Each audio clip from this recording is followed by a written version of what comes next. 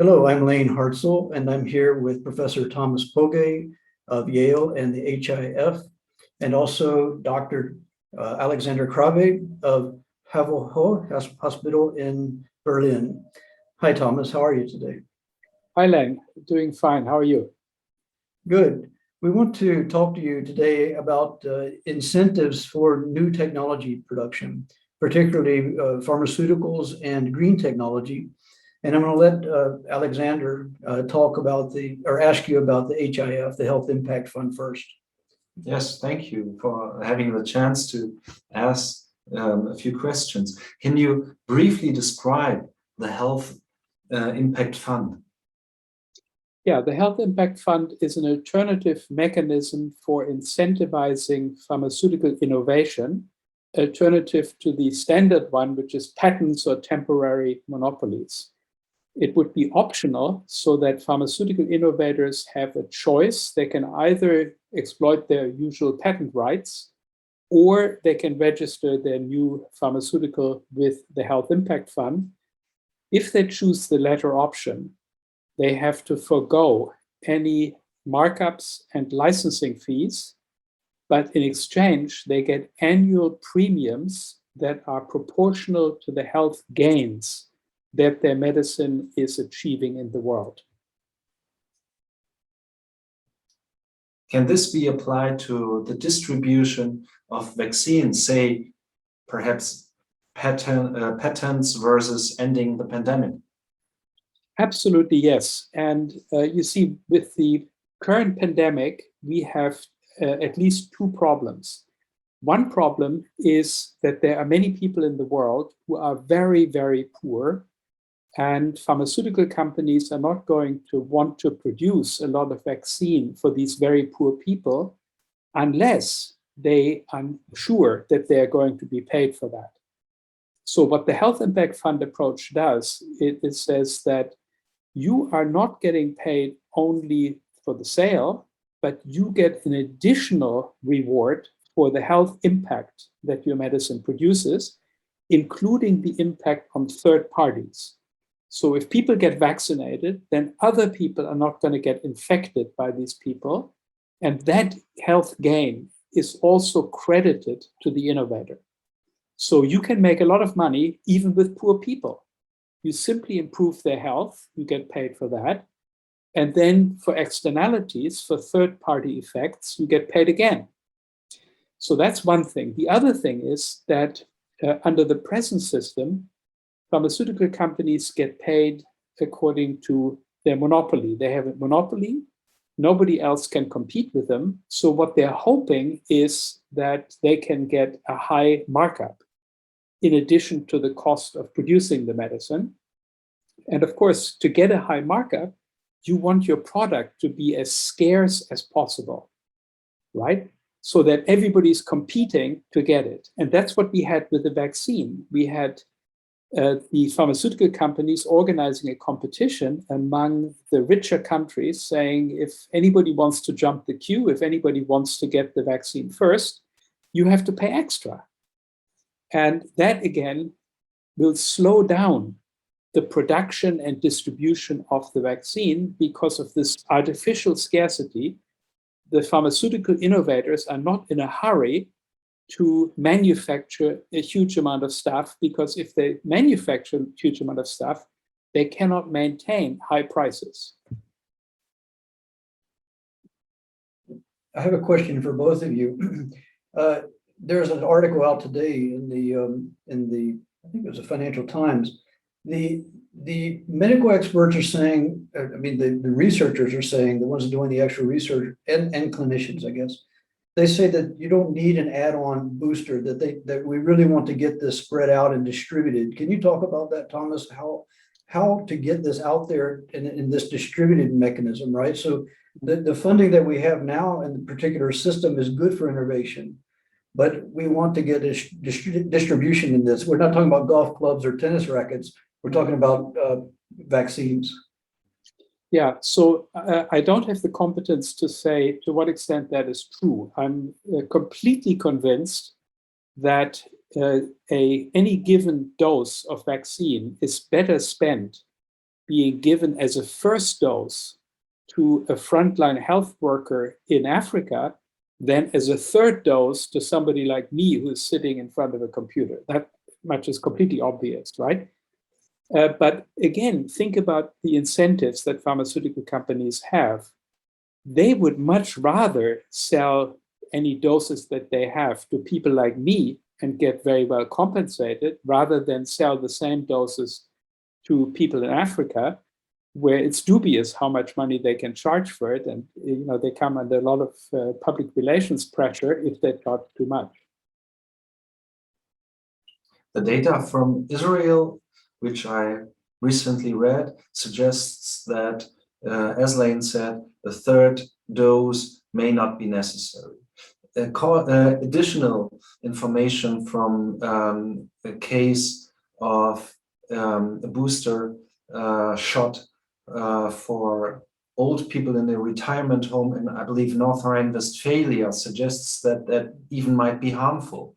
There were cases of deaths unexpected within a week after the booster jab.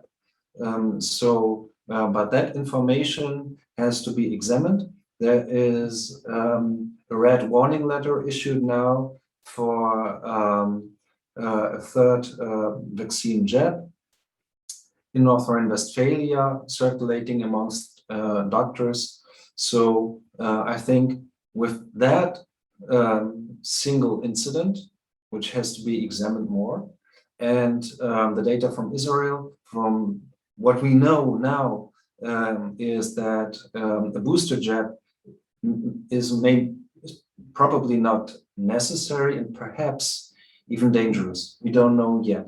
So I agree to the viewpoint that a first shot and a second in Africa and other poor regions is needed, where people don't have much money, where governments don't have much money to buy large numbers and charges of vaccines, but there it is needed the most.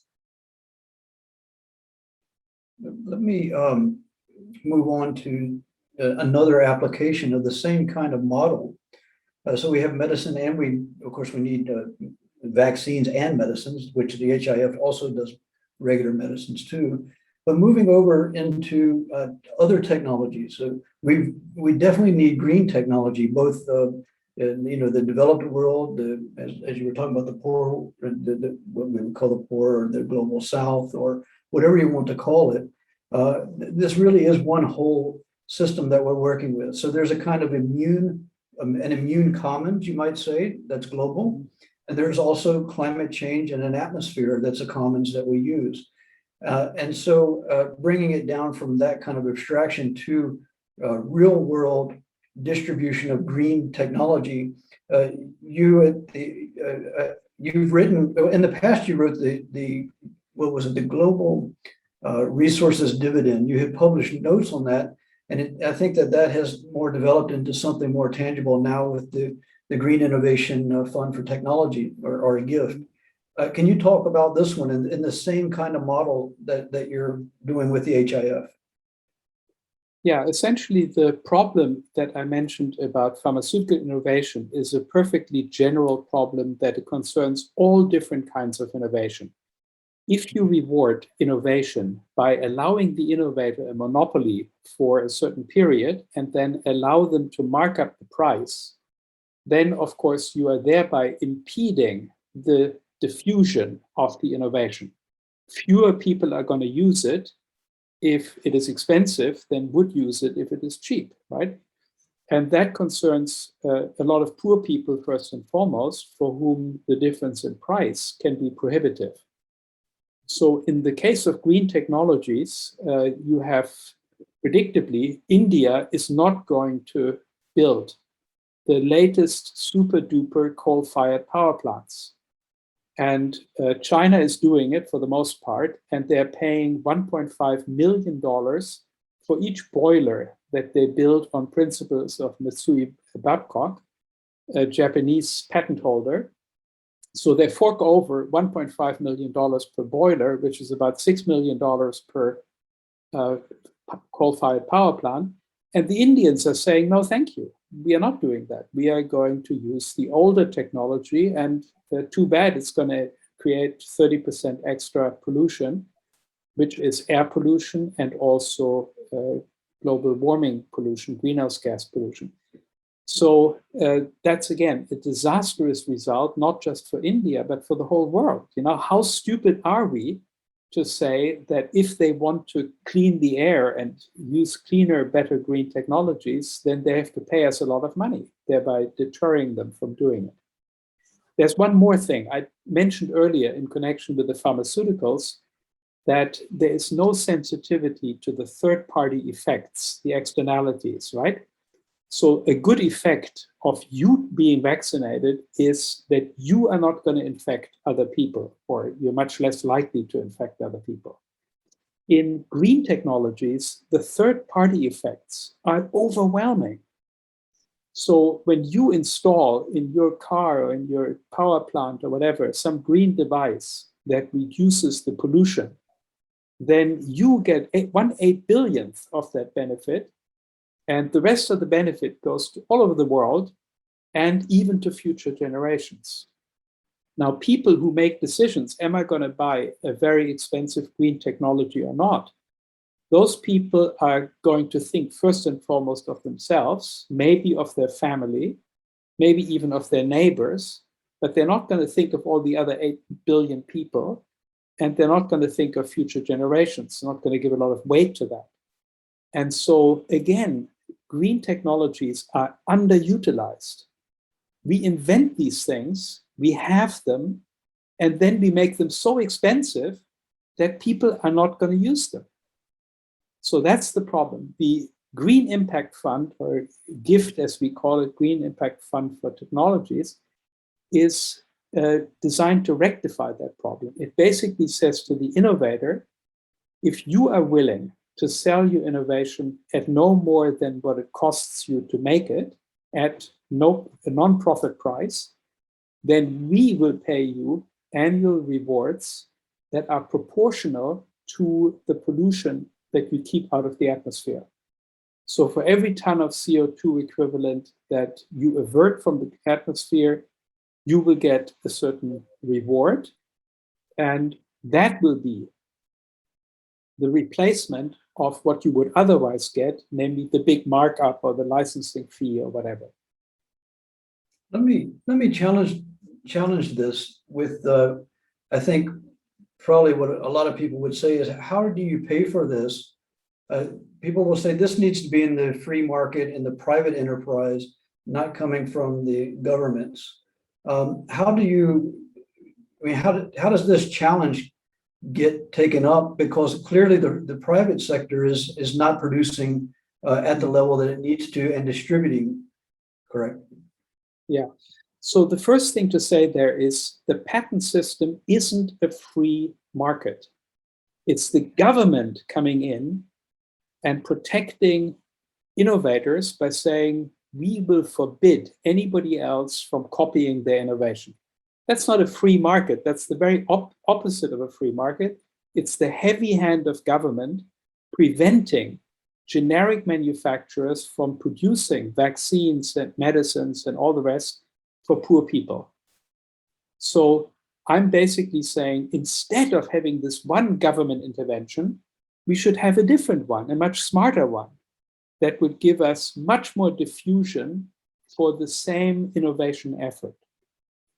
If you do without government at all, right? If you simply say the government should completely stay out of that business of innovation, then you get no innovation. Because then if anybody innovates something, others are going to copy it, and the innovator is never going to recuperate its costs. So you need some government intervention, and then the one that I'm proposing is vastly better than the one that we have. Mm-hmm. No question. I'd like to see an alternative to the current system that really works, since we see innovation happening, yes, but distribution to the level it is needed, no, we don't necessarily see that. now. Yeah, that's right. I mean, in your area, in medicine, right, if you think about the markups that exist on new medicines, it's 3,000-fold in many cases. So I give you one example. Sofosbuvir is a very effective, nice new drug for hepatitis C. It's not so new anymore. It came onto the market in 2013. It sold initially, the price at which it entered the market was $84,000 for one course of treatment, which is 84 pills over 84 days. So they made it a round number, $1,000 per pill. These pills can be produced for probably 30 cents or something like that, each pill. So the market is 3,000-fold. And what is the result? The result is that out of 71 million people who have hepatitis C in the world, only 5 million are being treated. The other 66 million are infected, remain sick, they remain infectious, they're infecting other people, and potentially there could even be new variants developed of the same disease because so many people remain sick. So it's, again, completely irrational to reward innovators through high prices rather than through these impact rewards that I'm proposing. Perhaps it may even be possible to have a system in which old medicine, if it proves to be effective and in some cases maybe even better than new innovations, can be revived because patents are running out, and after a certain time pharmaceutical industries potentially lose the incentive to produce these medications. So could the Health Impact Fund help us with that too? Yes, we have that in the proposal. It's an excellent point.